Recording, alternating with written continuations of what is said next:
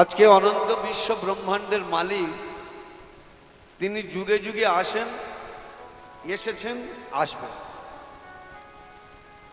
কিন্তু সমস্যা হলো আমাদের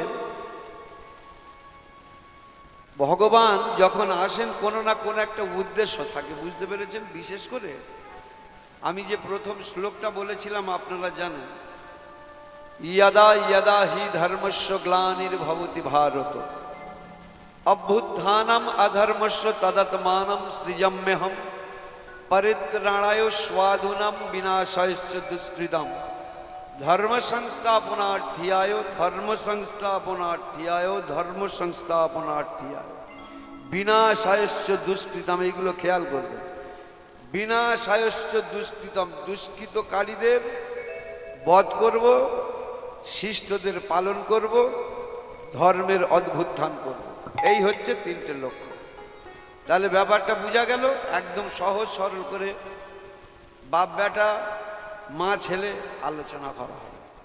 আমি বড় কীর্তনিয়া নয়, আপনারা অতি ক্ষুদ্র ভক্ত নয়, একদম সবাই মিলেমিশে একটা আলোচনা হবে, বিষয়বস্তু আলোচনা হবে, প্রত্যেকটা মুহূর্ত তার ব্যাখ্যা পুঙ্খানুপুঙ্খ জানা হবে।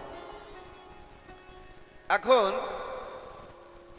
ভগবান যুগে যুগে আসেন ওই একটা কারণ কি যখন দেখেন ধর্মের গ্লানি দেখা দিচ্ছে, অধর্মের বেশ ভালো প্রাদুর্ভাব ঘটছে ভক্তদের উপরে, সাধুদের উপরে, বৈষ্ণবদের উপরে, সৎ মানুষ যারা নিরীহ, নিজে কোনো রকম কারোর সঙ্গে ঝগড়াঝাটি না করে জীবনযাপন করব সুষ্ঠুভাবে, আমি কাউকে হিংসা করব কেন, কারোর শত্রুতা করব কেন, এই রকম মনোভাব নিয়ে কিছু মানুষ চলাচল করে।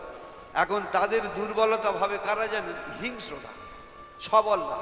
হ্যাঁ, লোকটা ঠান্ডার লোক তো একটু ভালো করে চেপে ধরতে হবে, ধরে ওর জায়গা জমিগুলো নিতে হবে, ওকে ঠকিয়ে নিতে হবে, ওকে পুকুর সরতে দেবে না, কল সরতে দেওয়া যাবে না, এইভাবে করে ভালো করে কৌশলে ফেলে ওর সমস্ত কিছু আদায় করে নিয়ে আমি আত্মসাৎ করব। কিন্তু সেটা হয় না। আরে দুর্বল মানুষদের জন্য সবসময় তো ভগবান আছে, তাই তো গীতায় এত বড় কথাটা তিনি উল্লেখ করেছেন, আসেন। তবে এবারেও এসেছেন, কিন্তু অন্যান্যবার তিনি অস্ত্র শস্ত্র ধরেছিলেন। আপনারা একটু ভালো করে লক্ষ্য করুন, সত্যযুগে অস্ত্র ছিল, ত্রেতা যুগে অস্ত্র ছিল, তবে একটু কমিয়েছে। কারণ ভগবানও দেখেছেন যে অস্ত্র ধরে থাকলে ভক্তরা ঠিক কাছে আসছে না, ভয় পাচ্ছে। কিন্তু আমার তো ইচ্ছা, আমার ইচ্ছা কি ভক্তের সঙ্গে বেশ একদম অকৃপণ প্রেমের লেনদেন হবে, বুকে বুকে জড়িয়ে ধরবো, ভক্ত আমার কাছে মানে খুব অনায়াসে আসবে, ভক্ত আমাকে ভালোবাসবে, এই অন্তরে এই ইচ্ছাটা। কিন্তু ওই যন্ত্রপাতি থাকবার জন্য বোধহয় ভক্ত আমার জন্য এলো না। কিন্তু আবার যন্ত্রপাতি ধরলেন কেন, আর ধরবেন বা কেন, এইটা একটা আমাদের প্রশ্ন আসছে। দেখুন, যন্ত্র ধরলেন বা কেন আর ধরবেন বা কেন? ভগবানের ইশারায় তো সব হয় না, সৃষ্টি হয়, স্থিতি হয়, প্রলয় হয়। সেই ভগবান একটা টুসকি মারবে, এই প্রলয় হও তো হয়ে যাবে, এই সৃষ্টি হও তো হয়ে যাবে। তিনি মুহুর্মুহুর সৃষ্টি করেছেন তো। তাহলে সেই ভগবান মানুষের কাছে, মানুষের মাঝে লীলা করতে আসবেন, তিনি যন্ত্র ধরবেন কেন? অস্ত্র ধরে কারা? ওতে অ্যান্টি সোশ্যাল গুন্ডা বদমাশরা অস্ত্র ধরে। কিন্তু ভগবান তোমার ইশারায় সব কিছু হয়, তুমি কেন অস্ত্র ধরবে? ধরতে হয়। কারণ ভগবানও জেনেছেন যে মানুষের মাঝে লীলা করতে যাচ্ছি, আমাকে একটু সাবধান হয়ে থাকতে হবে। কারণ এই মানুষ কীরকম জানেন? একটা হাত ঘাড়ে দিয়ে রাখবে, একটা হাত পায়ে দিয়ে রাখবে, প্রয়োজনে ওই হাতটাও নামিয়ে গলা ধরে চেপে ধরবে। যদি দেখে আবার এই রে এদের দল ভারী হয়ে গেল তো খুব মার পড়বে, আবার তাড়াতাড়ি হাত দুটো জড়ো করে ক্ষমা চেয়ে নেবে। এই নরের মন নারায়ণ পায় না, বুঝতে পেরেছেন? নরের মন নারায়ণ পায় না। মানুষের মাঝে লীলা করতে এসছেন, অথচ মানুষকে বেশি ভয় পেয়েছেন। তার কারণ তিনি অন্য কাউকে ভয় পায়নি, জীবজন্তুদের দেখে ভয় পায়নি, ভয় পেয়েছে মানুষদের দেখে। এই কারণে মানুষ খুব খতরনাক প্রাণী, তো জীবের মধ্যে শ্রেষ্ঠ, আবার জীবের মধ্যে সব থেকে খতরনাক প্রাণী। দেখবেন, এই কারণে আপনারা একটু ভালো করে লক্ষ্য করে দেখুন শাস্ত্রগুলো। মানুষ এত উন্নত প্রাণী, জ্ঞানী বুদ্ধিমান প্রাণী, অথচ কোনো দেবতারা মানুষকে বাহন করলো না। মহাদেব ষাঁড়, দুর্গা সিংহ, কার্তিক ময়ূর, গণেশ ইঁদুর, সরস্বতী পেঁচা, শীতলা গাধা, কিন্তু মানুষ এত শিয়ানা, মানুষকে বাহন করলো না। কোথায় গিয়ে ছেড়ে দেবে তার ঠিক আছে, বলবে ঘটিহারা নিয়ে নামাবো, বলে সেই কাকদ্বীপে গিয়ে ছেড়ে দেবে। বুঝতে পেরেছে? এই কারণে মানুষকে বাহন করলো না। আপনারা দেখুন না, যখন এই যে বাহন ডিস্ট্রিবিউট হচ্ছে, বিতরণ হচ্ছে, শনি ঠাকুর সেই সময় ঘুমোচ্ছিল, ঘুমে উঠে দেখলো যে যার মতো সব রিজার্ভ করে ফেলেছে। এখন শুকনিটা অবহেলা ভরে কেউ নেয়নি, ওইটা নিয়েছে, তবু মানুষকে বাহন করে। বুঝতে পেরেছে? মানুষকে বাহন করলো না।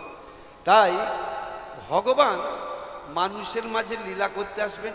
লীলা করতে এসে তুমি কেন অস্ত্র ধরেছো, এই একটাই ভয়। আর কি করলেন তিনি? যতই লীলা করতে আসুন ভক্তের মাঝে, তার জন্য যন্ত্রণা পেতে হয়। হয়নি? সত্য যুগে ভগবানের সঙ্গে মারামারি করেনি, ত্রেতা যুগে মারামারি করেনি, দাপর যুগে মারামারি করেনি। ভগবানকে আমরা কোনো যুগে সুখে শান্তিতে থাকতে দিইনি, অথচ আমাদের ভালোর জন্য তিনি এসেছিলেন। প্রত্যেকটা যুগে মারামারি করা হয়েছে। তারপরে তিনি চিন্তা করলেন যে মারামারি করার জন্য অস্ত্র হাতে রেখেছি, কিন্তু কাজ হচ্ছে না, ভক্ত এলো না। তাই প্রতিজ্ঞা করলেন এই কলিযুগে আসবার আগে, এবে অস্ত্র না ধরিব, কারো প্রাণে না মারিব, হরিনাম দিয়া চিত্ত শুদ্ধি করিব সবার।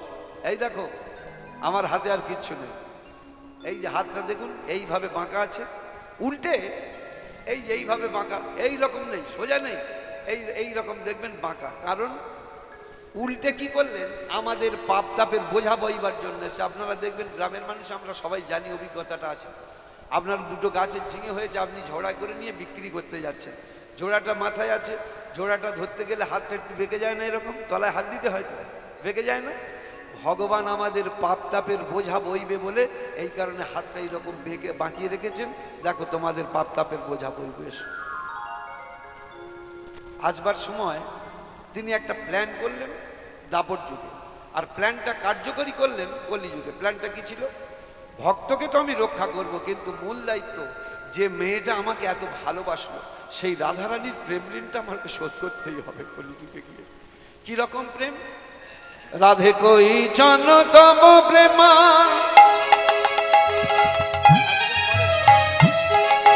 কই ছন মাধুরিমা, কই চন তব প্রেমা,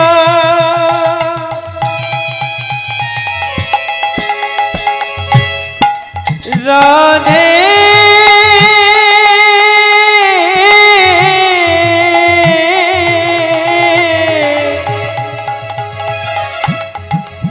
আমার কৃপা মই রাধে,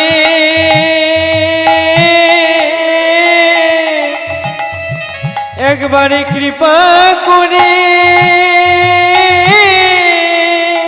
তুমি দাও দর্শন। কই ছন তব প্রেমা, কই ছন মাধুরিমা, কই ছন সুখে তুভ, এ তিন বাঞ্ছিত ধন আমার ব্রজে না হইল পূরণ। আমি ভাবিয়া ভাবিয়া ভাবিয়া না পাই নয়ন রাধে, এ দিন বাঞ্ছিত ধন আমার ব্রজে না হইল পূরণ। আমি ভাবিয়া ভাবিয়া ভাবিয়া না পাই রাধে, তুমি যে আমায় এত ভালোবাসো রাধে, তুমি যে প্রেমের খনি হয়ে গেল, আর আমি সারা জীবন সেই প্রেমের খনিতে 2-1 কিলো নিয়ে একটা ছোট্ট পাইকের হয়েছে। রাধে, খনি হবার কি আনন্দ, সে আনন্দটা আমি জীবনে পেলাম না। এই আনন্দকে জানবার জন্য আমি কলিযুগে যাব। 1, 2, আমার যে মাধুর্য তুমি দর্শন করো, আমার মুখের মধ্যে কি আছে আমি জানি না, কিন্তু তুমি আমার মাধুর্য দর্শন করবার জন্য পাগলিনী হয়ে যাও। এই আমার মাধুর্যটা জানবার জন্য আমি কলিযুগে যাব। 2, আর আমার মাধুর্য দর্শন করে তুমি যে সুখ পাও, সেই সুখটা কি জানা হলো না, জানবার জন্য আমি যাব। ভক্তমণ্ডলী মায়েরা, পিছনে প্রশ্ন এসে দাঁড়িয়েছে, আচ্ছা এই মেয়েটা রাধারানী ভগবানকে এমন কি ভালোবাসলো যে ভালোবাসার জন্য প্রেম ঋণ শোধ করবার জন্য তাকে আবার কলিযুগে গর্ভ যন্ত্রণা নিতে হবে, এই মানুষের সঙ্গে মারামারি করতে হবে, এমন কি ভালোবাসা দেখালো? একটুখানি যদি ছোট্ট একটা উপমা দিই আপনারা অবশ্যই বুঝতে পারবেন। ভালোবাসাটা কারে বলে দেখুন। একদিন শ্রীমতী রাধারানী বৃন্দাবনে অষ্ট সখীকে নিয়ে না ওই যে হরি কথা কৃষ্ণ কথা কইছে, বুঝতে পেরেছেন? আর এমন সময় অক্রুর রথটা নিয়ে আসছে মথুরা থেকে বৃন্দাবনে প্রবেশ করছে। যখন ঘোড়ায় চেপে আসছে আর সেই সময় ওই যে রাধারানী দেখতে পেয়েছে, সখী ওই দেখ রথ আসছে। আরে ঝপ করে আবার কৃষ্ণ কথা বলতে বলতে তো রথের দিকে মন গেল কেন? জগৎকে জানাচ্ছে, দেখো জগৎ, কৃষ্ণ কথা যখন কওয়া হয়, কৃষ্ণ কথা যখন শ্রবণ করা হয়, অন্যদিকে লক্ষ্য করতে নেই, কোনো গল্প করতে নেই, কারোর দিকে তাকাতে নেই। এইটা প্রত্যেকটা লীলা আমরা কেন আস্বাদন করি? লীলা আস্বাদন করার একমাত্র কারণ হলো তাদের আদর্শগুলো আমাদের ধরা, আর আদর্শ, সেই আদর্শগুলো ধরলে তবে একটা সঠিক জায়গায় যাওয়া যায়। এই কারণে বলছে, হঠাৎ করে তুই আবার হরি কথা বলতে বলতে আবার ঝপ করে রথের দিকে গেলি কেন? সখী, রথের কথা বলিনি রে, আমাদের জীবন নাশের সম্ভাবনা রয়েছে। আরে যা, তোর মাথা কি গন্ডগোল হয়ে গেছে নাকি? রথের সঙ্গে আমাদের জীবন নাশের সম্ভাবনা? বল সখী, শিকড় ছাড়া কোনোদিন গাছ বাঁচতে পারে? না, পারে না। জল ছাড়া কোনোদিন মাছ বাঁচতে পারে? না, পারে না। আর এটাও তো জানিস যে ব্রজের গোপীরা কোনোদিন কৃষ্ণ ছাড়া বাঁচতে পারে না, সে যে আমাদের জীবন। ভক্তমণ্ডলী মায়েরা, এইবারে বলবেন একটা দেহ কি করে জীবন হতে পারে? সে তো দেহের ভিতরে থাকে না। কিন্তু আপনারা গীতাটাকে ভালো করে ফলো করবেন। ভগবান ঈশ্বর পরম কৃষ্ণ আপনারা কি বলেন? কিসের বিগ্রহ? সৎ চিৎ আনন্দ বিগ্রহ, তাই তো? তাহলে ঈশ্বর কিসের বিগ্রহ? সৎ, কর্ম, চিৎ মানে সাধন, আর আনন্দ জ্ঞান। তাহলে এই তিনটে জিনিস দিয়ে তৈরি। অথচ আমরা ঠাকুরের কি বিগ্রহ তৈরি করি? কারুর সোনার ঠাকুর, কারুর রূপোর ঠাকুর, কারুর পিতলের ঠাকুর, কারুর অষ্টধাতুর ঠাকুর। কিন্তু ঈশ্বর নিজে কি, সেটা আজকে ব্রহ্মার মুখ থেকে বেরিয়ে গেছে। ঈশ্বর পরম কৃষ্ণ সচ্চিদানন্দ বিগ্রহম অনাদিরাদি গোবিন্দ সর্বকারণের কারণ। তাহলে ঈশ্বর যদি সর্বকারণের কারণ হয়, সেটা কি? এই যে ভেতরে tick tick tick tick tick tick করে বয়ে চলেছে, যেটা গীতায় বলা হয়েছে, প্রাণহি ভগবানিষু প্রাণহি বিষ্ণু পিতামহ প্রাণেন ধার্যাতে লোকঃ সর্বং প্রাণময় জগৎ। আমি প্রত্যেকটা জীবের হৃদয়ে, প্রত্যেকটা জীবের হৃদয়ে প্রাণ রূপে বিরাজ করছি। অতএব তুমি আমাকে কোথায় খুঁজছো? তাহলে সেই প্রাণ যদি চলে যায়, আমরা কি নিয়ে বাঁচবো বল? ওই তো অক্রুর আসছে, নিয়ে চলে যাবে। রাধে, তুই ঠিক বলছিস, শুনেছিস, আমি জানি। তবে তুই আমাদের প্রাণবধূকে একবার আটকাবার চেষ্টা কর, ওরে সে যেন না যায়, একবার আটকাবার চেষ্টা কর। বলে ভগবান গোবিন্দকে যখন মথুরায় নিয়ে চলে যাচ্ছে না, সেই সময় শ্রীমতী রাধারানী গিয়ে দুটো বাহু প্রসার করে দাঁড়িয়েছে। বধূ, বধূ, চোখে ঝরঝর করে জল আসছে। এই জল দেখে ভগবানও কেঁদে ফেলেছেন। রথের উপরে দাঁড়িয়ে দাঁড়িয়ে ভগবানের চোখে জল কেন? প্রিয়জন যখন দূরে চলে যায়, দেখবেন সেই সময় আপনার থেকে চোখে জল এসে যায়, কাউকে বলতে হয় না। ধরুন আপনার ছেলেটা বা মেয়েটাকে বেঙ্গালোরে ভালো উচ্চশিক্ষার জন্য পাঠাচ্ছেন, পড়াতে পাঠাচ্ছেন। আপনি ডায়মন্ড হারবার কিংবা বারিপুরের স্টেশন গিয়ে তাকে ট্রেনে তুলে দিয়ে চলে আসবেন। ছেলেটাকে একটু আগে দিয়ে আসে। বাবা মা দুজনে গেছে, ছেলেটাকে বারিপুর থেকে ট্রেনে তুলে দিয়েছে। ট্রেনে তুলে দিয়ে এইবারে দেখছেন যে বাবা মার চোখের জল, আর ছেলেটা ট্রেনে উঠেও তার চোখে জল। কারণ সেও বলছে, বাবা কেঁদো না, মা কেঁদো না, তোমরা ঠিক থেকো, আমি গিয়ে ফোন করব। আর এদিকে বাবা মা চোখের জল ফেলতে বলছে, খোকা তুই সপ্তাহে একদিন অন্তত ফোন করিস, ভালো থাকিস। দুজনের চোখে জল। কারণ প্রিয়জন যখন দূরে চলে যায়, তখন আপনা থেকে চোখে জল আসে, মনটা কান্নায় ভেঙে যায়। আজকের ভগবান গোবিন্দ রাধারানীর থেকে, ভক্তের থেকে দূরে চলে যাচ্ছেন, আর ভক্ত ভগবানের থেকে দূরে চলে যাচ্ছেন। দুজনে কেউ চোখের জল ধরে রাখতে পারছে না। বধূ, তুমি কবে আসবে বধূ? হে রাধে, চোখের জল মুছে নি। হে রাধে, আমি কালকে আসবো, কথা দিচ্ছি। বধূ, যারা অজ্ঞান মানুষ তোমার কথার অর্থ বোঝে না, কিন্তু আমি তো বুঝি, তোমার সঙ্গে চলাচল করেছি। তোমার কাল মানে তো রবিবারের পরে সোমবার একাল নয়, তোমার কাল মানে মঙ্গলবারের পরে বুধবার একাল নয়। তোমার কাল কোনটা? তোমার কাল হচ্ছে এখন চলছে দাপর যুগ, দাপরের পরে আসবে সত্য, দাপরের পরে আসবে কলি, কলির পরে সত্য, সত্যের পরে আবার ত্রেতা, ত্রেতার পরে যখন আবার দাপর আসবে, সেই সময় তো তুমি আসবে। তখন এসে দেখবে তোমার রাধারানী আর নেই, মারা গেছে। তবে বধূ, একটা কথা তোমায় আমি বলি, শোনো তো বধূ, সারাটা জীবন তোমার মঙ্গল কামনা চেয়েছি। তুমি কিসে সুখে থাকো, তুমি কিসে ভালো থাকো, তোমার সুখ শান্তি কিসে হয়, আমি সেটাই চেয়ে এসেছি। আমি নিজে আগুনে জ্বলেছি, আমাকে জগতে সবাই কলঙ্কিনী বলে। আমি পথে বেরোলে আমার দিকে আঙুল বাড়িয়ে থাকি, কলঙ্কিনী কলঙ্কিনী বলে। তবু আমি সমস্ত অগ্রাহ্য করে তোমার সুখ, তোমার সমৃদ্ধি, তোমার ভালো মন্দ মঙ্গল আমি চেয়ে এসেছি। আজও তুমি চলে যাচ্ছ, আমি তোমার মঙ্গল কামনা একটা করব। তবে আপাতত আমার সামনে মঙ্গল করার মতো কিছু দেখছি না। তবে আমি শুনেছি কোনো জায়গায় কেউ যখন যাত্রা করতে শুরু করে, সেই সময় নাকি কোনো মৃত মানুষের মুখ, অর্থাৎ শবদেহের মুখ দেখে গেলে তাই নাকি তার যাত্রা শুভ হয় নাকি। এই কারণে দেখবেন ভক্তমণ্ডলী মায়েরা, যদি আপনার বাড়ির পাশ থেকে কোনো শবদেহ নিয়ে শ্মশানে যাচ্ছে, বলো হরি, বলো হরি, বলো হরি, আপনি জানেন না তার বয়স কত, আপনি জানেন না সে কোন জাতি, আপনি জানেন না তার কেমন কর্ম। আপনি শুধু এইটাই জানেন যে সে একজন মারা গেছে, আমাদের সনাতন ধর্মের মানুষ, আর মারা গেলে সে ঈশ্বরত্ব প্রাপ্তি হয়, স্বর্গত্ব প্রাপ্তি হয়। তাই সে আমার থেকে ছোট হলে ঈশ্বরত্ব লাভ করেছে। আপনারা দাঁড়িয়ে দাঁড়িয়ে প্রণাম করেন। বলছে কোনো জায়গায় যাত্রাকালে কোনো শবদেহের মুখ দেখে গেলে নাকি তার যাত্রা শুভ হয়। এই সময় তো কোনো শবদেহ দেখতে পাচ্ছি না। তাই একটা কথা বলি, তোমার রথের অগ্রে আমি শয়ন করি, ভালোবাসা কাকে বলে দেখুন। তোমার রথের অগ্রে আমি শয়ন করি, রথের চাকাটা নিয়ে আমার গলা দিয়ে তুলে দাও, আমি শ্বাসরুদ্ধ হয়ে মারা যাব। আর মারা গেলে সেই সময় তুমি পিছন পানে তাকিয়ে আমার মরা মুখটা দেখবে, তোমার যাত্রা শুভ হবে। এ কেমন ভালোবাসা গো, এ কেমন ভালোবাসা। আমার জীবন দিয়ে আমি তোমায় ভালোবাসি। দরকার নেই, নাই বা আমার এই জনমে কৃপা করলে, অন্তত তোমার মনের কোণে এক জায়গায় কোনো জায়গায় দুঃখ বাসা বাঁধবে, তুমি আমাকে পরজন্মে অন্তত নিজের চরণের দাসী করে নিতে পারবে। তাই এইটুকুনি করো বধূ। ভালোবাসা মানে চোখের জল গো। ভগবানকে যারা ভালোবাসে না, তাদের এইভাবে সর্বশান্ত হতে হয়।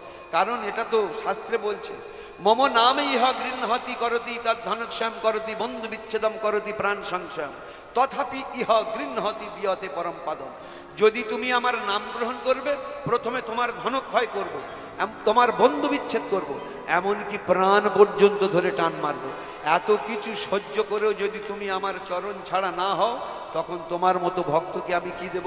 সেই সাধনাতীত ভজনাতীত অব্যয় অব্যক্ত চরণ, যাহা পাবার জন্য ক্ষীরদের কুলে মুনি ঋষি যোগী দেবতা সারা জীবন গলিত পত্র ভক্ষণ করে তপস্যা করেও যে ভগবানের সামান্য চরণ ধুলো পায় না, সেই চরণটা আমি স্বয়ং সেই ভক্তের জন্য দিয়তে পরম পাদম। হরি বল, হরি বল, হরি বল। বধূ, ভালোবাসা মানে চোখের জল, আমি জানি। আমি জল দেওয়ার জন্য প্রস্তুত, শুধু জল না, জীবন দেওয়ার জন্য প্রস্তুত। এই জায়গায় রবীন্দ্রনাথ ঠাকুর খুব সুন্দর একটা গান লিখেছিলেন, জানেন? বিচ্ছেদের গান। সখী রে, তোরা জগতে শুধু ভালোবাসা ভালোবাসা বলিস, ভালোবাসা করতে যাস, কিন্তু ভালোবেসে কিচ্ছু পাবি না, শুধু যাবে, কাঁদতে হবে। এইগুলো একটু খেয়াল করে দেখিস। সখী ভাবনা কাহারে বলে, সখী যাতনা কাহারে বলে, তোমরা যে বলো দিবস রজনী ভালোবাসা ভালোবাসা, সখী ভালোবাসা কারে কয়, সে কি কেবলই যাতনাময়। সখী ভাবনা কাহারে বলে, সখী যাতনা কাহারে বলে, তোমরা যে বলো দিবস রজনী ভালোবাসা ভালোবাসা, সখী ভালোবাসা কারে কয়, সে কি কেবলই যাতনাময়।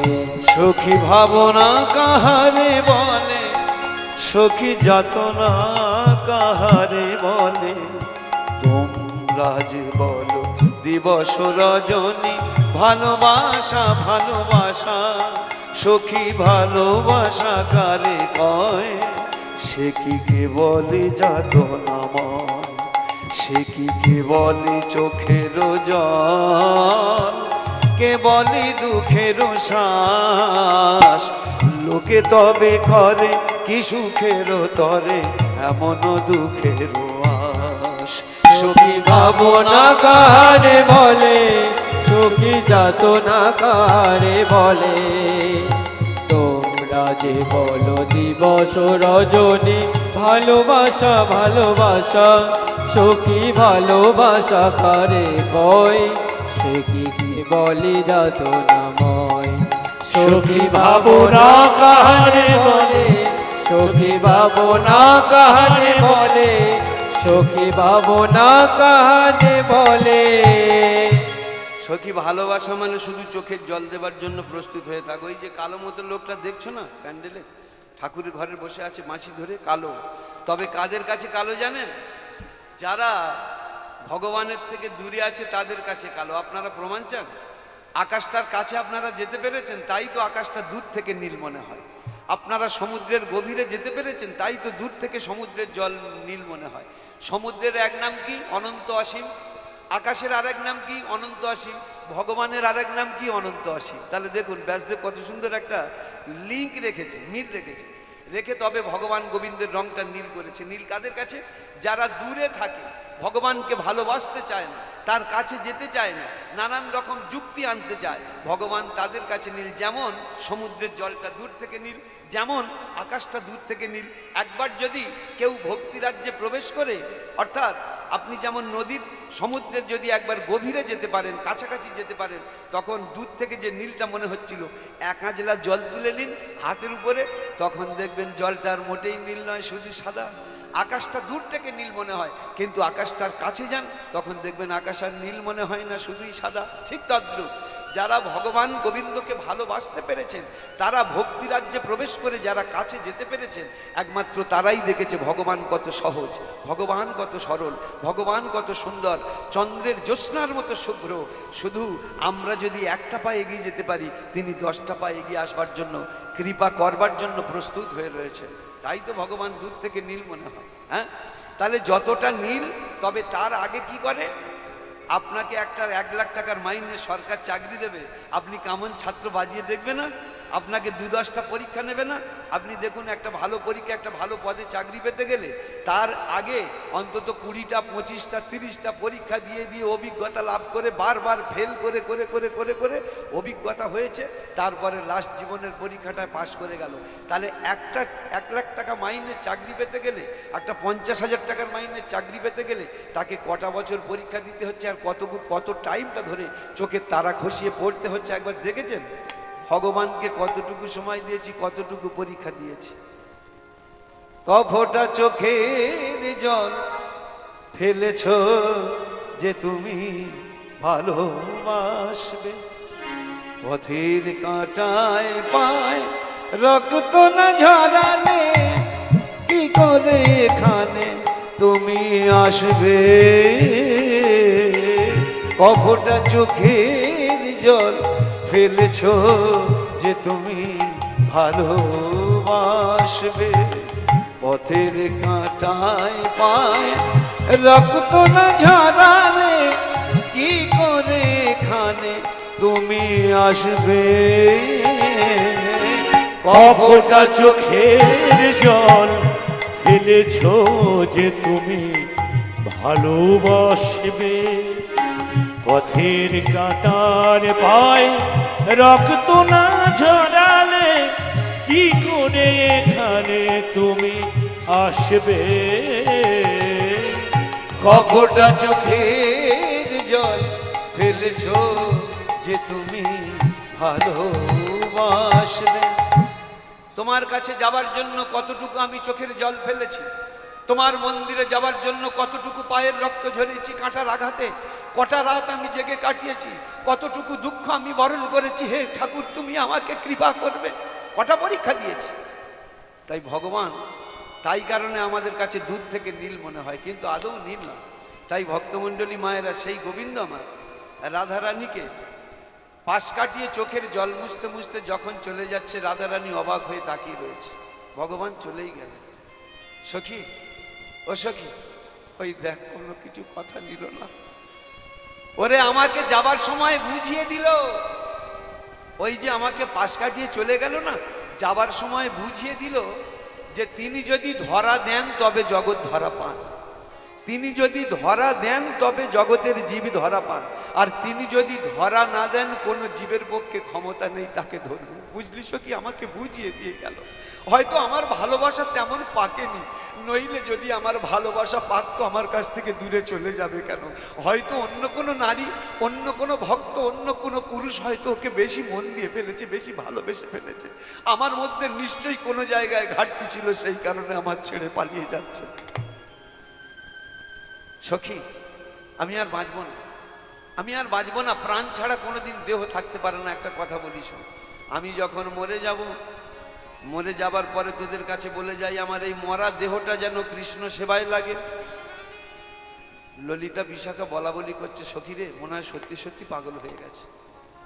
আরে মরা দেহ দিয়ে কোনোদিন মানুষ গোবিন্দ সেবা করতে পারে? এই রাধে, কি বলছিস উল্টো পাল্টা? মরা দেহ দিয়ে কোনোদিন গোবিন্দ সেবা লাগে? বলছে সখী, ইচ্ছা থাকলে উপায় হয়। বলে কি রকম একটু বল। বললে শোন, আমি যখন মরে যাব আমার এই দেহটাও গোবিন্দ সেবায় লাগবে, তবে কি জানিস, সরাসরি না হলেও ঘুরিয়ে ঘুরিয়ে লাগানো যায়। কি রকম? বলে শোন, আমি যখন মরে যাব আমার দেহটা তোরা কেউ জলে ফেলে দিস না, গঙ্গার জলে। কারণ কি জানিস, হাঙরে কুমিরে খেয়ে নেবে, গোবিন্দ সেবায় লাগবে না। আমার এই দেহটা যেন তোরা আগুনে পুড়িয়ে দিস না। কেন জানিস? আগুনে পুড়িয়ে দিলে পঞ্চভূতে মিশে যাবে, গোবিন্দ সেবায় লাগবে না। তাহলে কি করব? আমার এই দেহটা নিয়ে তোরা তমাল গাছের ডালে ঝুলিয়ে রাখিস। ও মা, আরে ঝুলিয়ে রাখা মানে তো সেই তো পচে যাওয়া দেহ, তাই পচা মাংস নিয়ে সেবা দেব? বলছে না রে সখী। তাহলে বলে সখী শোন, যখন তমাল গাছের ডালে আমার দেহ ঝুলিয়ে রাখবি, হাওয়া লাগবে, জল লাগবে, রোদ লাগবে, আমার দেহের মাংসগুলো পচে যাবে। হাড় কটা ঝোলানো থাকবে, কিন্তু মাংসটা আস্তে আস্তে গলে পচে যাবে, মাটির উপরেই পড়বে। মাটির উপরে পড়লে কি হবে? মাটির সঙ্গে মিশে যাবে, মিশে মাটি উর্বর হবে, সেই উর্বর ভূমিতে ঘাসের জন্ম নেবে। সেই ঘাস আমার নন্দের নন্দন শ্রীকৃষ্ণের ধেনুবৎস খাবে, খেয়ে তারা প্রাণ ভরে দুধ দেবে। সেই দুধ থেকে ঘি, সর, ননি, ছানা, মাখন তৈরি হবে। সেই ঘি, সর, ছানা, মাখন দিয়ে আমার প্রাণ গোবিন্দের সেবা হবে। নিতাই গৌর হরি বল, হরি বল, হরি বল। আহা, কত অদূর ভবিষ্যৎ দেখেছেন। রাধারানী বলছে যে আমার দেহটা যেন বিন্দু মাত্র কোনো রকম ভাবে নষ্ট না হয়। বিন্দু মাত্র নষ্ট হয়ে গেলে কি হবে? আমার দেহ দিয়ে গোবিন্দের সেবা হবে না। তা কিভাবে সেবা হবে? কত সুন্দর উদাহরণ দিয়ে বুঝিয়ে দিলেন, দেখুন। হ্যাঁ, বলছে না পোড়াইও রাধায় অঙ্গ, না ভাসায় জলে, না পোড়ায় রাধায় অঙ্গ, না ভাসায় জলে, না পোড়ায় রাধায় অঙ্গ, না ভাসায় জলে, না পোড়ায় রাধায় অঙ্গ, না ভাসায় জলে। সখী রে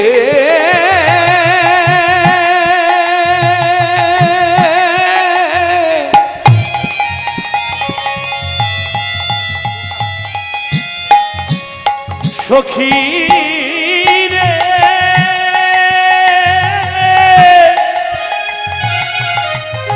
ওরে আমার মন মিয়া সখী, আমার দেহটা যেন কেউ পুড়ায় দিস না, আমার দেহটা যেন কেউ গঙ্গার জলে ভাসায় দিস না। তাহলে আমার মনের বাসনা কোনোদিন পূর্ণ হবে না। সখী রে, আমার দেহটা যেন জন্মে জন্মে গোবিন্দ সেবায় লাগে। না পোড়ায় রাধায় অঙ্গ, না ভাসায় জলে, ওই না পোড়ায় রাধায় অঙ্গ, না ভাসায় জলে।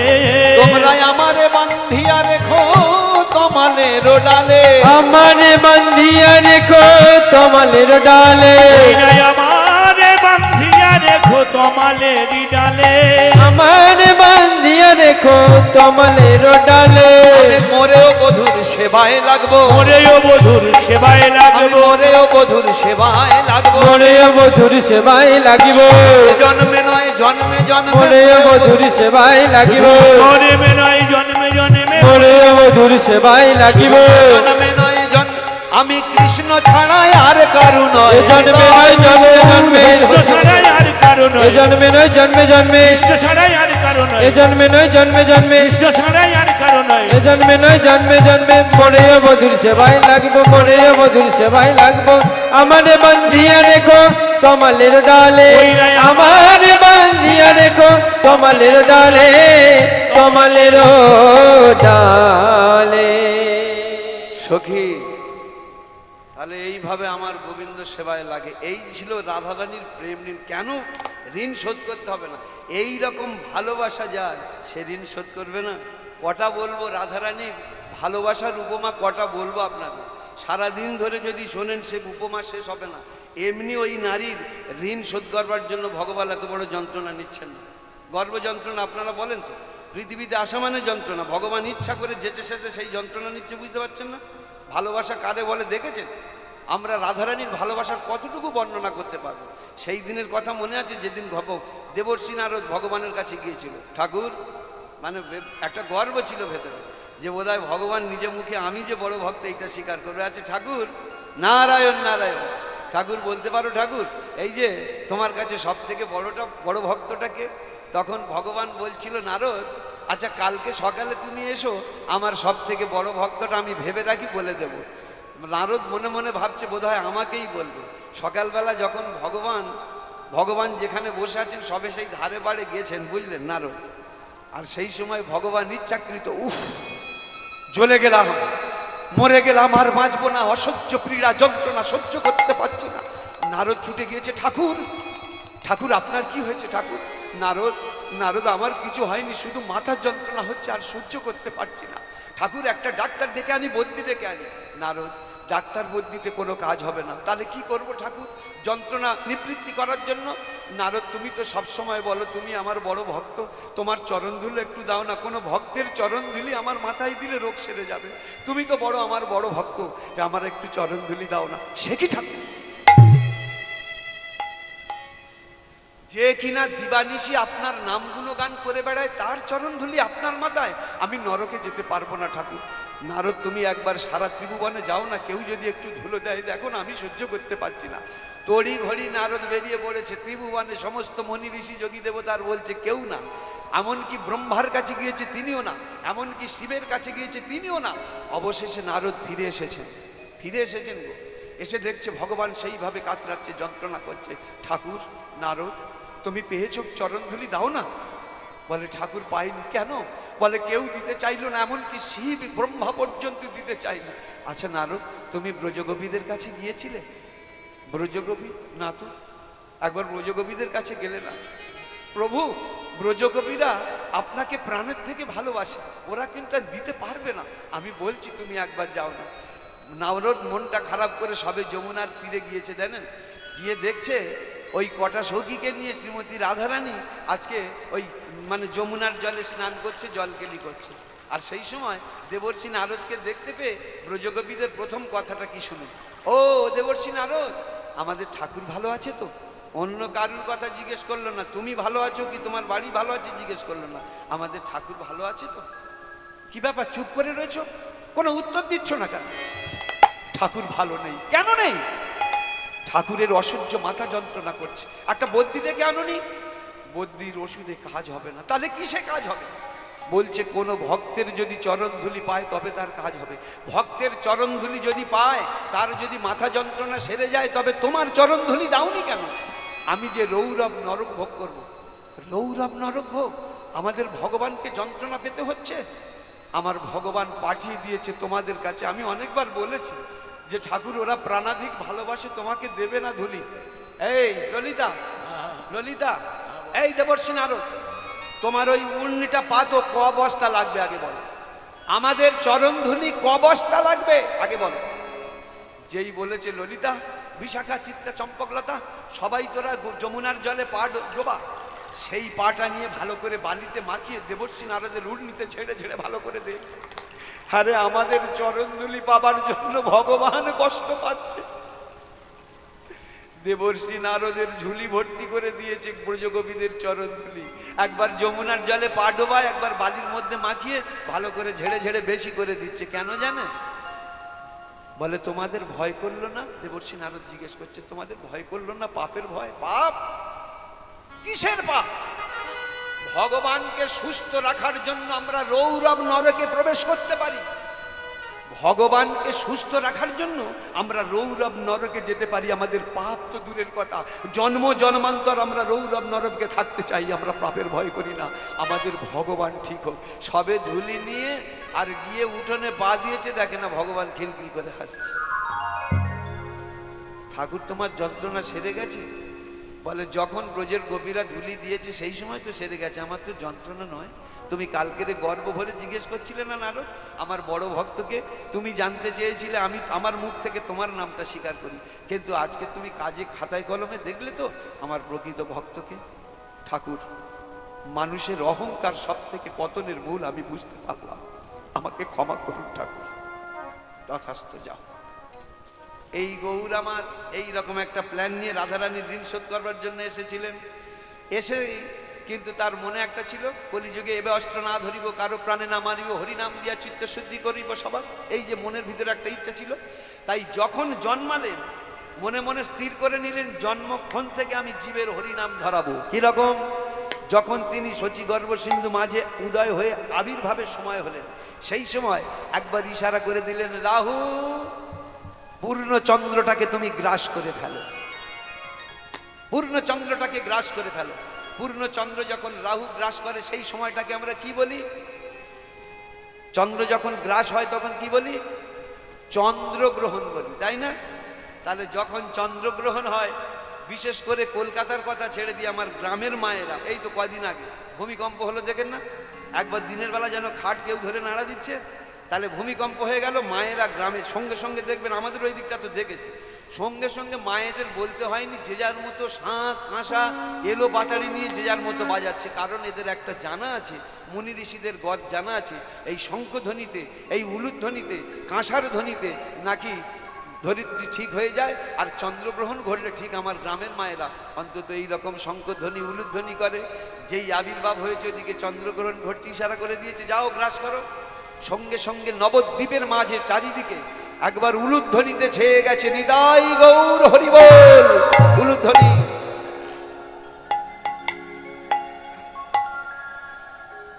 বাহ! অকলঙ্ক গোরা চাঁদ,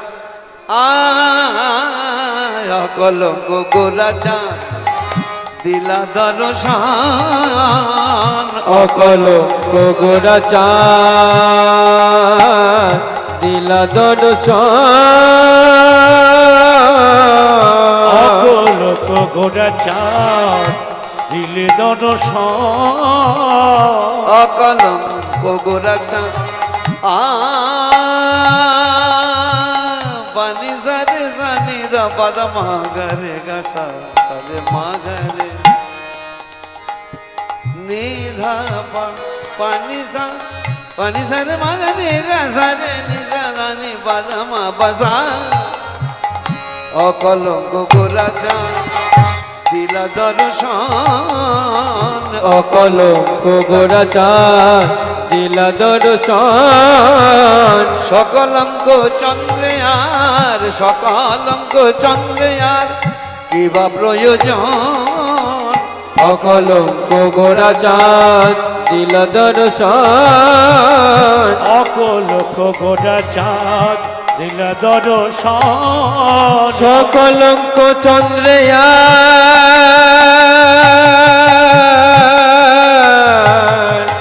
সকলঙ্ক চন্দ্রে আর কিবা প্রয়োজন।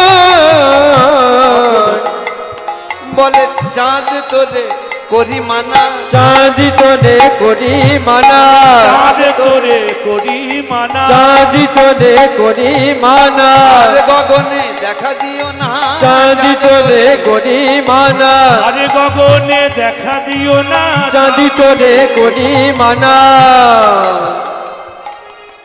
যখন চন্দ্রগ্রহণ ঘটেছে আর সেই সময় আমার চারিদিকে নদিয়ায় সবাই মিলে একদম চিৎকার করে একদম উলুধ্বনিতে হরিধ্বনিতে ফাটিয়ে দিচ্ছে, বলছে ওরে আকাশের চাঁদ আর তোর প্রয়োজন নেই। কেন নেই? তুই কি করিস? আমার গৌর চাঁদের উদয় হয়েছে। ওরে চাঁদ, তুই শুধু জীবের বাইরেটা আলো দিয়ে থাকিস। ভক্তমণ্ডলী মায়ের একদম সত্যি কথা বলুন, সত্যি কথা বলুন, বুকে হাত দিয়ে। ধরুন আপনার যদি আকাশের চাঁদ থাকে, পূর্ণিমার পূর্ণ চাঁদ, আপনি যদি ঘরের জানলা দরজা বন্ধ করে দেন, আলো ভিতরে ঢোকে না। কিন্তু আমার গোরা চাঁদ জীবের ভিতর বাহির সব আলো করে দেয়। বলে কেন? জীবের কিছু জানলা দরজা আছে, জীবের ভেতরে জানলা দরজা আছে শরীরে, সেই জানলা দরজাগুলো জীবনে বন্ধ করা যাবে না। যদি বন্ধ করতে চাও, মৃত্যু ছাড়ার কোনো পথ নেই। জীবের প্রত্যেকটা মানুষের 9টা দ্বার বা দরজা রয়েছে। বলছে এই 2, 4, 6, 7, 8, 9 দ্বার বা দরজা। এই দরজা জানলাগুলো তুমি জীবনে বন্ধ করতে পারবে না। অতএব আমার গৌর চাঁদ ওই দরজা জানলা দিয়ে জীবের বাইরে তো আলো দেয়, এমনকি ভিতরে পর্যন্ত আলো করে দেয়। অতএব তোমার থাকার দরকার নেই। তুমি মাত্র 15টা দিন জ্যোৎস্না দেবে, 15টা দিন পরে ঘন কালো অন্ধকারে ছেয়ে যাবে। কিন্তু আমার গোরা চাঁদ সারাটা জীবন ধরে জ্যোৎস্না দেবে, জানো? হ্যাঁ, তুমি মাত্র 15টা দিন জ্যোৎস্না দাও, আমার গোরা চাঁদ সারা জীবন জ্যোৎস্না দেবে। অতএব আকাশের বুকে তোমার থাকার কোনো প্রয়োজন নেই। এই গোরা চাঁদ জন্মালেন, জন্মাবার পরে তিনি সবাইকে হরিনাম ধরালেন। আর কি করলেন? যারা যারা বাদ পড়ে গেল, গৌরের রূপে মুগ্ধ হয়ে তারা হরিনাম বলতে প্রস্তুত হলো। কীরকম? গৌর চাঁদ যখন আমার কোলে এসেছে, মা শচীর কোলে, সেই সময় কি করেছে জানেন? নদিয়ার নরনারীরা সবাই শুনেছে আমার জগন্নাথ মিশ্রের একটা খুব সুন্দর ছেলে হয়েছে, দেখি একবার দেখে আসি। যে একবার কোলে নেয় না, আর কেউ মুখ ফেরাতে পারে না, চোখ ফেরাতে পারে না। কোলে করে ইচ্ছা হয় ছাড়তে না, ছাড়বো না। কিন্তু আমার গৌর সুন্দর মনে মনে ভাবছে তোমাকে হরিনাম বলাতে হবে, তুমি অনেক দূরে ছিলে, হরিনাম বলনি। তাই অমনি কাঁদতে শুরু করছে, বুঝলেন? উচ্চ স্বরে কাঁদতে শুরু করছে। সচিমা, সচিমা, তোমার গৌর চাঁদকে না আমাদের ইচ্ছা করছে কোলে নিয়ে রাখতে, কিন্তু রাখতে পারছি না, বড় কাঁদছে, মায়া লাগছে। এই নাও, তুমি নাও। এই শোন, দিতে হবে না। আমার গৌর চাঁদ কান্না বন্ধ করার জন্য একটা ওষুধ আছে। কি গো? বলে সেই ওষুধটা শুধু একবার কানে কানে বল, হরে কৃষ্ণ, হরে কৃষ্ণ, হরি বল। একবার যেই কানে কানে হরি বল বলবি, সঙ্গে সঙ্গে আমার গৌর চাঁদ কাঁদবে না, হাসবে। অমনি যেই মা আমার মুখের কাছে কানটা নিয়ে হরি বল, তখন যেন আমার গৌর চাঁদ গিলগিল করে হাসছে, মিটমিট করে। সেই মেয়েটার মুখপানে তাকিয়ে আছে। কে সোনালি এমন কৃষ্ণ নাম আমার, কে সোনালি, কে সোনালি এমন কৃষ্ণের নাম। আমার কে সোনালি, কে সোনালি এমন কৃষ্ণ নাম। ওই নাম শুনে আকুল হলো দেহ মন প্রাণ। আমার ওই নাম শুনে আকুল হলো দেহ মন প্রাণ। আমার ওই নাম শুনে আকুল হলো দেহ মন প্রাণ। আমায় কে সোনালি এমন কৃষ্ণ নাম। আমার কে সোনালি, কে সোনালি এমন কৃষ্ণের নাম। আমার কে সোনালি, কে সোনালি এমন কৃষ্ণ নাম। খিলখিল করে হাসছে। ব্যাস, তাহলে যারা বাদ গেল তাদেরকে এইভাবে হরিনাম ধরিয়ে দিয়েছে।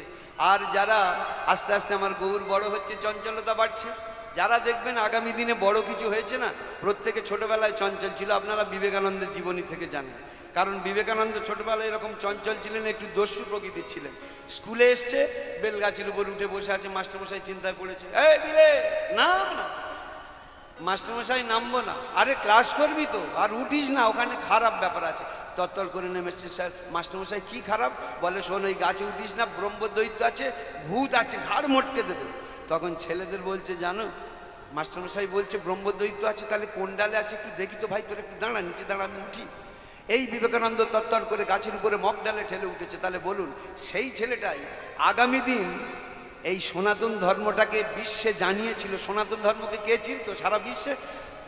4300 ধর্ম, সারা বিশ্বে 4300 ধর্ম, যেমন আমাদের এই সনাতন ধর্ম, ইসলাম, খ্রিস্টান, এই রকম সারা বিশ্বে 4300 ধর্ম। কে চিনত সনাতন ধর্মটাকে? যদি এই বিবেকানন্দ আমেরিকার চিকাগো শহরে না যেতেন, ধর্ম সম্মেলনে যোগ না দিতেন, জানতো কেউ? জানতো না। সেই ছেলেগুলোই তো এই হিন্দু সনাতন ধর্মটাকে পরিচিত করলো। এই ছেলেটা আমার মহাপ্রভু ঠিক ছোটবেলায় এইরকম চঞ্চলতা ছিল। চঞ্চলতার উদাহরণ দেখবেন, মহাপ্রভু গঙ্গা স্নানে গিয়েছে, সাধু বৈষ্ণবরা গঙ্গা স্নানে গিয়েছে, পিছন থেকে গিয়ে চুপি চুপি করে চৈতন্য কেটে নিচ্ছে। আচ্ছা বলুন, কম রাগের কথা? তারা 2 দিন দেখেছে, 4 দিন দেখেছে, সচিমার কাছে নালিশ করছে, সচিমা তোমার ছেলে নিমাইটা যা করছে, এবারে করে তোমাদের এক ঘরে করে দেবো আমরা সমস্ত ব্রাহ্মণ সমাজ মিলে, বৈষ্ণব সমাজ মিলে। কেন বাবা, কি হয়েছে বাবা? তোমাদেরকে এক ঘরে করে দেব। কেন বাবা, কি হয়েছে বলো? আমার নিমাই কি করেছে? তোমার নিমাই আমরা স্নান করি গিয়ে পিছন থেকে চৈতন্যগুলো কেটে নেয় কেন? বাবা খুব অন্যায় করেছে, আমি ওর হয়ে ক্ষমা চেয়ে নিচ্ছি, আর করবেন আমার নিমাই আসুক বলি। সবে এরা দুপা পিছনে বাড়িয়েছে আর দেখে না নিমাই ছুটতে ছুটতে আসছে। এই যে গোসাই, জানি তো আমার নামে সবসময় নালিশ করবার জন্য রেডি হয়ে রয়েছে। কি নালিশ করেছো আজকে? কোনো সাড়া করে না, চলে যাচ্ছে।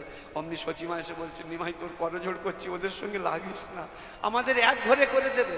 তখনকার দিনে এক ঘরে মানে কি জানেন? পুকুরে পুকুর সরতে দেবে না, বাজারে বাজার করতে দেবে না, মুদির দোকানে মুদির দোকান করতে দেবে না, একদম না খেয়ে থেয়েও বসে বসে টুকরো টুকরো করে তিল তিল করে মরতে হবে। নিমাই এ কথা বলিস না। বলে মা কেন, কি নালিশ করেছে? তুই এইগুলো বন্ধ কর, কি নালিশ করেছে তো বলো। বলে নিমাই তুই কেন ওদের চৈতন্য কেটে নিস? এই কথা বলেছে। তবে শোনো মা, এই উত্তরটা শোনো, যাদের চৈতন্যই হয়নি নিচে নিচে গোছাখানে চুল রেখে কি লাভ? এই কারণে চৈতন্য কেটে নিয়েছি, চৈতন্যই হয়নি। যাদের চৈতন্যই হয়নি নিচে নিচে গোছাখানে চুল রেখে লাভ কি? তাই কারণে কেটে দিয়েছি। আচ্ছা নিমাই, তুই এই যে কথাটা বললি বড় অন্যায় নয়? আচ্ছা তুই যদি এই রকম বৈষ্ণব হতিস, সাধু হতিস, তোর যদি চৈতন্য কেটে নিত, তাহলে তুই কি করতিস? মা আমার কথা বলছো? তবে শুনে নাও, আমি একদিন বৈষ্ণব হব, আমি একদিন সাধু হবই, আর সেই সময় এমন সাধু হব জগৎ আমার জন্য সারা জীবন আফসোস করতে থাকবে, কাঁদতে থাকবে। আজও পর্যন্ত আমরা পথের কাঙাল হয়ে সেই নিমাইকে প্রত্যেকটা হরিবাসরে গান শুনতে যাচ্ছি, কারণ একটা নিমাইকে শুধু ফিরে পাবার জন্য। নিমাই, আমাদের পূর্বপুরুষগণ তোমাকে চিনতে পারেনি, তুমি কি বস্তু ছিলে, পরশমণি ছিলে। তারা তোমাকে অনাহেলায় অবহেলায় তাড়িয়ে দিয়েছে, কিন্তু আমরা এতদিন পরে তোমাকে চিনতে পেরেছি। তুমি যদি একবার ফিরে আসো, আমরা হৃদয় মাঝে তোমাকে ধরে রাখবো, কথা দিলাম তোমাকে ছাড়বো না, তুমি ফিরে এসো। আমরা দিনের পর দিন চটি খইয়ে চাঁদা তুলছি, আমরা এই হরিবাসরগুলো চালাচ্ছি শুধু তোমার মতো একটা নিমাইকে ফেরত পাবার জন্য। আমাদের অনেক কষ্ট হয়, অনেক লোক আমাদের মুখ নাড়া দেয় হরিনাম চালাই বলে, কিন্তু তবু আমরা থামিনি। আমরা তোমার নাম শুনতে যাই বলে বাড়ির লোক আমাদের আপত্তি করে, আমাদের অনেক কষ্ট হয়। দূর দূরের টিকিট খরচা করে, গাড়ি ভাড়া খরচা করে আমরা সময় নষ্ট করে তোমার হরিনাম শুনতে যাই, কারণ তুমি যদি একবার আসো আমরা চিরতরে শান্তি পেয়ে যাব। যদি তুমি একবার আসো নিমাই, আমরা বুকের মাঝে জড়িয়ে ধরবো, আমরা বলবো ছেড়ে দিলে সোনার গৌর আর তো পাবো না, না না ছেড়ে দেব না, তোমায় হৃদ মাঝারে রাখবো, ছেড়ে দেব না, তোমার হৃদ মাঝারে রাখিব, ছেড়ে দেব না, তোমার হৃদ মাঝারে রাখিব, ছেড়ে দিব না, তোমার বক্ষ মাঝে রাখিব, ছেড়ে দেব না, ছেড়ে দিলে সোনার গৌর নিমাই রে।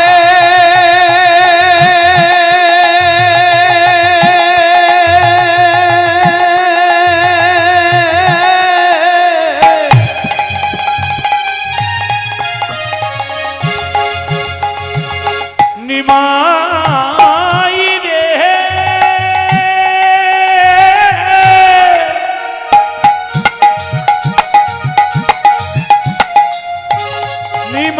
নিমাই রে, ওই ছেড়ে দিলে সোনার গৌর আর তো পাবো না, আমরা ছেড়ে দিলে সোনার গৌর আর তো পাবো না, না না ছেড়ে দেব না, তোমার হৃদ মাঝারে রাখিব, ছেড়ে দেব না, তোমার বক্ষ মাঝে রাখিব, ছেড়ে দিব না, তোমার হৃদ মাঝারে রাখিব, ছেড়ে দেব না, বক্ষ মাঝে মাঝে রাখিব ছেড়ে দিব না। ভুবন মোহন গোরা ও গোরা ভুবন মোহন গোরা গোপীজনার মনোহরা ভুবন ভুবন মোহন মোহন গোরা গোরা রে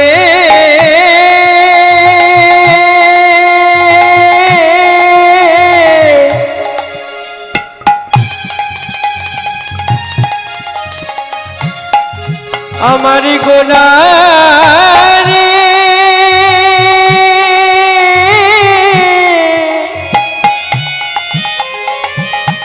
আমারি গোরা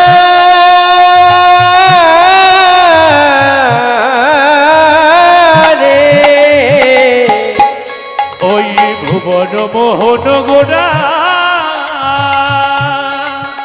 কত মনি জনারে মন চোরা। নয়নে নয়ন দিয়া আর তো ফিরবো না আমি নয়নে নয়ন দিয়া আর তো ফিরব না ওই নয়নে নয়ন দিয়া আর তো ফিরবো না না না ছেড়ে দেব না তোমার হৃদ মাঝারে রাখিব ছেড়ে দিব না। তোমার বাক্য মাঝে রাখিব ছেড়ে দেব না হৃদ মাঝারে রাখিব ছেড়ে দিব না। তোমার বাক্য মাঝে রাখিব ছেড়ে দেব না হৃদ মাঝারে রাখিব ছেড়ে দিব না। তোমার বাক্য মাঝে রাখিব ছেড়ে দেব না হৃদ মাঝারে রাখিব ছেড়ে দিব না। তোমার বাক্য মাঝে রাখিব ছেড়ে দেব না। আজকে সেই গৌর সুন্দর যিনি এত সুন্দর চঞ্চল ছিলেন গোরা মোর আনন্দের খনি নয়নানন্দের প্রাণ যাহার নিছনি। ভক্তমণ্ডলী এমন গৌরকে আমরা ছেড়ে দিয়েছি তবে সে দূরে নেই। কেন নেই জানেন? বলছে নবদ্বীপে আজও লীলা করেন গোরা রায়। চৈতন্য চরিতামৃতে রয়েছে পরিষ্কার। আপনারা হয়তো তাকে সশরীরে দেখতে পাচ্ছেন না, কিন্তু চৈতন্য চরিতামৃতটাকে যদি আপনারা মানেন তাহলে নবদ্বীপে আজও লীলা, নবদ্বীপে আজও লীলা করেন গোরা রায়, কোন কোন ভাগ্যবান দেখিবারে পায়। এখনো পর্যন্ত চলছে লীলা গোরার। গোরা চৈতন্য রূপে তো তিনি রয়েছেন, আজও লীলা করেন নবদ্বীপে। এই যে শরীর নবদ্বীপে, 2 দ্বীপ 4 দ্বীপ 6 দ্বীপ 7 দ্বীপ 8 দ্বীপ নবদ্বীপ, এই নবদ্বীপে আজও লীলা করেন গোরা রায়, কোনো কোনো ভাগ্যবান তারে দেখিবারে পায়। দেখতে গেলে কি করতে হবে? তাকে কর্ম করতে হবে, যে কারণে গীতায় তো কর্মযোগ রয়েছে। কর্ম ছাড়া কোনোদিন কাজ হবে? আচ্ছা বলুন না, কর্ম ছাড়া যদি সমস্ত কাজ সম্ভব হতো তাহলে আমার ভগবানের সঙ্গে অর্জুনের শোয়া বসা খাওয়া সব সময় চলছে, তবু তাকে অর্জুনকে যুদ্ধ করতে হচ্ছে কেন? কুরুপাণ্ডব যুদ্ধ করতে হলো কেন? একটা টুসকি মারলে যে বাবা এরা দুর্যোধনরা বদমাইশ লোক, আমি একটুখানি হাওয়া মেরে দিচ্ছি, যা ওরা সব শেষ হয়ে যেত, তবু কেন যুদ্ধ করতে হচ্ছে? ভগবান তাকে কত করে বোঝাচ্ছে একের পর এক, যুদ্ধ করো যুদ্ধ করো। না প্রভু করবো না। কেন করবে না? ওই যে আমার দাদা, ওই যে আমার ভাই, ওই যে আমার পিতামহ, ওই গুরুদেব, এদেরকে মেরে আমি রাজ্য ভোগ করতে চাই না। তখন বারবার বলছে ভগবান গোবিন্দ, শেষকালে বলছেন হতবা প্রাপ্স্যসি স্বর্গং জিত্বা ভোক্ষ্যসি মহিম তস্মাদুত্তিষ্ঠ কৌন্তেয় যুদ্ধায় কৃত নিশ্চয়। হে অর্জুন, শুনে রাখো আমার কথাটা, যদি তুমি যুদ্ধে হেরে যাও তবে তোমার জন্য স্বর্গবাস রয়েছে, যদি তুমি যুদ্ধে জিতে যাও তাহলে তুমি ত্রিভুবনের অধীশ্বর হবে। এর থেকে আর বড় অপার কি? আমি সব মেরে রেখেছি, তুমি তবু বিশ্বাস হচ্ছে না। শেষকালে ভগবান কি করলেন? এত বুঝিয়ে বুঝিয়ে অর্জুনের যখন বিশ্বাস হচ্ছে না, তাহলে আর আমি বোঝাতে পাবো না। তোর রেডিওর কাজ করছিলাম, এইবারে টিভির কাজ করছি, এতক্ষণ শুনছিলিস, এইবারে দেখে নে। মুখটা যেই ফাঁক করেছেন অর্জুন, সেই মুখের মধ্যে বিশ্বরূপ দেখছেন। দেখছেন কি? ভগবানের মুখের মধ্যে স্থাবর জঙ্গম কীট পতঙ্গ পশু পাখি সাগর পাহাড় নদী সব কিছু বিরাজ করছে। তার মুখের মধ্যে রয়েছে কি কি? আরও রয়েছে কি কি দেখতে পাচ্ছেন? তিনি দেখছেন ভগবানের মুখের মধ্যে নর কিন্নর দেব দানব মণি ঋষি সব জায়গায় সব জিনিস বিরাজ করছে। তিনি মুহুর্মুহুর সৃষ্টি করছেন, মুহুর্মুহুর সব মেরে রেখেছেন, আমি নিমিত্ত মাত্র। এইবারে যেই অর্জুন বিশ্বরূপ দেখেছেন তখন অচৈতন্য হয়ে পড়ে গেছেন। ভগবান তাকে চৈতন্য প্রদান করে যখন দিয়েছেন, তিনি বলছেন এইবারে করজোড়ে বসেছে ঠাকুর, এইবারে তুমি যা বলবে আমি সব করবো, আমি জানি তুমি সব মেরে রেখেছো, নিমিত্ত মাত্র আমি। এইবারে কিরকম মজার ব্যাপারটা দেখুন। আপনারা তো এতদিন ধরে গীতা অন্বেষণ করছেন, অনুশীলন করছেন, একবার কোনোদিন তলিয়ে দেখেছেন যত বোঝানো কোন পর্যন্ত হলো? সংশয় কোন পর্যন্ত হলো? সংশয় হলো বিশ্বরূপ দর্শনের আগে পর্যন্ত। ওই যে 10ম অধ্যায়টা কি অধ্যায়? দশম অধ্যায়টা হচ্ছে বিভূতি দর্শন অধ্যায়। তারপরেরটা কি? তারপরে একাদশ অধ্যায়টা হচ্ছে বিশ্বরূপ দর্শন। আর দ্বাদশটা কি হলো? ভক্তিযোগ। দ্বাদশ অধ্যায়টা ভক্তিযোগ। তাহলে যেই বিশ্বরূপ দর্শন করলে এবার ভক্তি এসে গেল। যখনই বিশ্বরূপ দর্শন করলেন অমনি ভক্তি এসে গেল। অমনি বলছে আমি যুদ্ধ করব ঠাকুর, তুমি যা বলবে এবার আমি তাই করবো। ধনুর্বাণ ধরছি। এইবারে ভগবানের প্যাঁচটা দেখুন, যখন যুদ্ধ করব না তখন ভগবান যুদ্ধের কথা বলছিলেন, আর যখন যুদ্ধ করব বলল তখন এবার ভগবান শরীর বোঝাচ্ছেন। এই যে আমি বলেছিলাম না, পালা জীবনে দুটো পালা, একটা আসার পালা, একটা ফিরে যাওয়ার পালা। মাঝখানে যেগুলো আছে সংসার করতে গিয়ে বুঝতে পারছি, কোনোটা তেঁতুল পালা, কোনোটা কঞ্চি পালা, কোনোটা ঝ্যাঁটা পালা। এ পালা আমরা অনেক জর্জরিত হয়েছে, কিন্তু জানতে হবে একবার হরিবোল বললে যত পাপ হরে, পাপীর সাধ্য নেই তত পাপ করে। অথচ দিনের পর দিন, রাতের পর রাত, ঘন্টার পর ঘন্টা আপনারা ভক্ত মানুষ বিভিন্ন প্রান্তে গিয়ে হরিনাম শুনছেন। হরিনাম শুনে রেজাল্ট কিছু পেয়েছেন? এত টাকা খরচ করে আসছেন, আপনি রেজাল্ট পাবেন একদম। এক ফোঁটা বিষ খেয়ে দেখুন, 5 মিনিটের রেজাল্ট, সঙ্গে সঙ্গে ব্রেকডাউন শুরু হয়ে যাবে। তাহলে এক ফোঁটা বিষ খেলে যদি 5 মিনিটের রেজাল্ট বুঝতে পারেন, তাহলে এই যে দিনের পর দিন, রাতের পর রাত, ঘন্টার পর ঘন্টা হরিনাম শুনছেন, কাজ কোথায়? তাহলে মিছে মিছে মন্দিরে নকুলদানাগুলো নষ্ট করছেন কেন? তবে কাজ না থাকলে বা কেন করে? এত সোজা? একটু তো তাকে একটু বাজিয়ে নিতে হবে, তাই না ভক্তমণ্ডলী মায়েরা? এই কারণে আমাদের জানতে হবে সেই জায়গাগুলো। আপনারা হয়তো মনে মনে বলবেন, উত্তমবাবু তুমি যেভাবে বলছো এইবার যেন আমরা একটু মনে মনে সাহস পাচ্ছি। তবে কি জানো, এই মাঝে মাঝে আমরা লেখাপড়া অতটা জানি না, বা আমাদের আশেপাশে সব ওই যে মানুষগুলো না একটু চর্চা করে, ভাগবত পাঠ গীতা টিতা করে, কিন্তু তারা আমাদের বিভ্রান্তি ধরিয়ে দেয়। কীরকম জানো, এই কয়েকদিন আগে একটুখানি হরিনাম করতে বসেছে, একটু জপ করতে বসেছে, একজন এসে বলছে, মানে যিনি একটু ভাগবত পাঠ করে আর কি, ও বৌমা এইসব বেকার সময় নষ্ট করছো কেন? এ হরি ভালো নয়। কেন জানো, হরি ভগবান আমার শুধু সুন্দরের পূজারী। যা কিছু সুন্দর দেখে, নিজে তো সুন্দর, যা কিছু সুন্দর দেখে সেই সুন্দরকেই পছন্দ করে। তোমার মতো কুৎসিতকে পছন্দ করবে না। আমি বলছি, যারা এই কথা বলছে তাদের কথায় কান দেবেন না। যদি বলেন কেন, আপনি অনেক সুন্দর দেখতে আমি মনে করি, কারণ আপনি একবার সেই হনুমানের মুখটা দেখেছেন, খুব সুন্দর রূপ না, স্ট্যান্ডার্ড রূপ না হনুমান, খুব ভালো দেখতে।